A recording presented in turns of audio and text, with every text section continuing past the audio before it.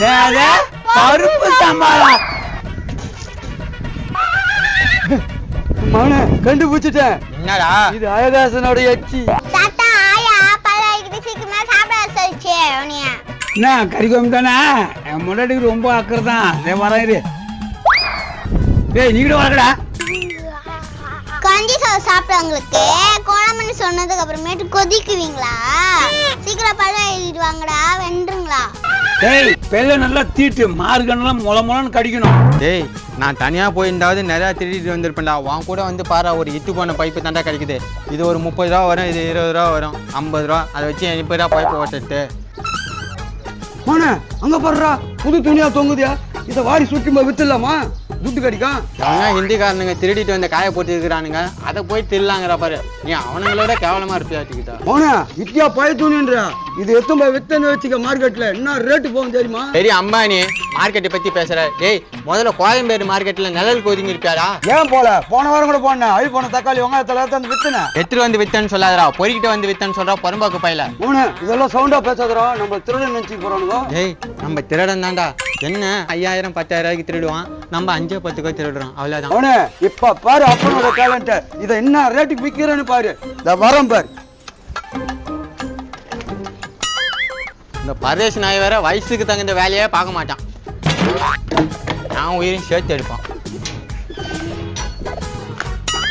அவனே சபாஸ் மவனே கை கொடு, ஏறி வந்துடுறேன். டேய் புறம்போக்கு கதவு திறந்தாண்டா இது இப்படியா வரா? திறந்துதான் இதா? இதை வந்துடுறேன் மவனே.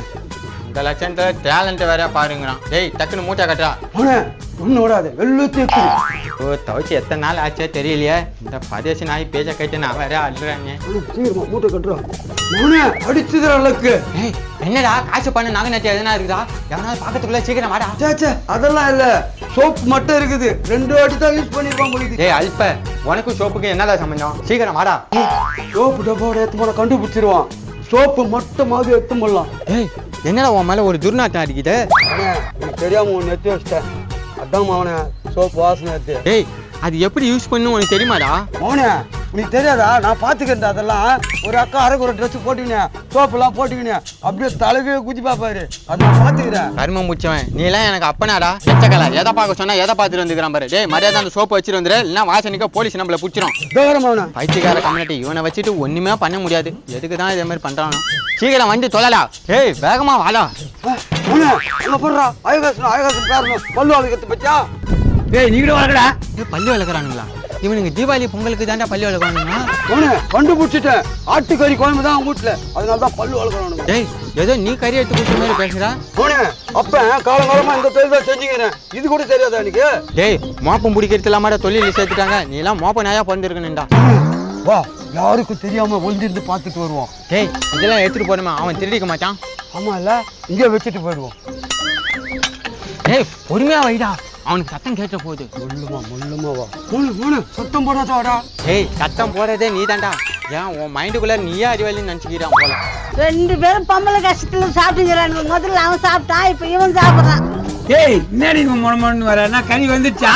தாத்தா இரு தாத்தா, கறி நல்லா வேகட்டும், அப்பதான் எலும்ப மெல்ல முடியும். மெல்லுங்க வெறும் வாய்தான் மெல்லணும். ஏய் என்னடி சொல்ற? வெள்ளு வராம போய் பருப்பு சாம்பார் மெல்ல சொல்லு. பல்லு இல்லாதவங்க பருப்பு சாம்பாரா? மவனே கண்டுபிடிச்சிட்டேன். என்னடா இது அழகாசனோட எச்சி. எப்படிடா சொல்ற? நாத்தம் எவ்வியா இருக்குது. காஞ்சா தாத்தா, பருப்பு குழம்புக்கு பாதி முகத்தை கழுவாம வந்துக்கிறாங்க. அப்ப சிக்கன் குழம்புக்கு எல்லாத்தையும் சோப் போட்டு அமலகரமா வராங்க. கண்டிப்பா வந்திருப்பானுங்க. ஏய் காஞ்சா எதுக்குடா மூஞ்சி கழுவத ஓடானீங்க? என்னது மூஞ்ச கழுவாம ஓடியாந்தம்மா? ஏய் நீங்க பல்லு வலிக்கு துப்புன எச்சடா இது. நாங்க தான் எச்சம் இடம் தெரிஞ்சில்ல, அங்கேயேடா வந்து நின்னீங்க. அட நாரமாயினீங்களா? அதுக்கு நீ இப்படியா துப்புவீங்க? நாங்களே வாரத்துக்கு ஒரு நாள் தான் பல்லு விளக்குறோம், அதனால தான் முயற்சி வருது. டேய் துப்பண்டுக்கு பிராயச்சித்தமா கறி குழம்பு கொடுத்துருங்கடா. மவனே ஒரு லெக் பீஸ். டேய் துப்பண்டுக்கு பதிலா ஒழுங்கா கறி குழம்பு கொடுத்துருங்கடா. மவனே நெல்லு எலும்பு தொடக்கடி கேட்டு வாங்கிக்கப்பா. நேரே நெல் எலும்பு தொடக்குறியா? டேய் காஞ்சா அந்த பார் வயிற்றுல கொஞ்சிக்கிறான். ஏஞ்சுக்கு நான் பழுக்கு அடிச்சு விடுவேன். அவளே பேருக்கு போய் பேசி காரி மூஞ்சி மேல மேஞ்ச மாதிரி அதான்டா.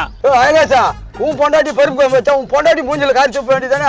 அதுக்கு ஏன் மூஞ்சில புள்ள மூஞ்சில துப்புறேன்? ஆமாண்டா, என் பொண்டாட்டி மேல துப்பு முடியாதான் நான் இங்க மீஞ்சேன். பருப்பு சாம்பார் கொஞ்சமா மீஞ்சேன். நாளைக்கு ரசம் வைக்கிறேன்னு சொல்லிக்கிறா.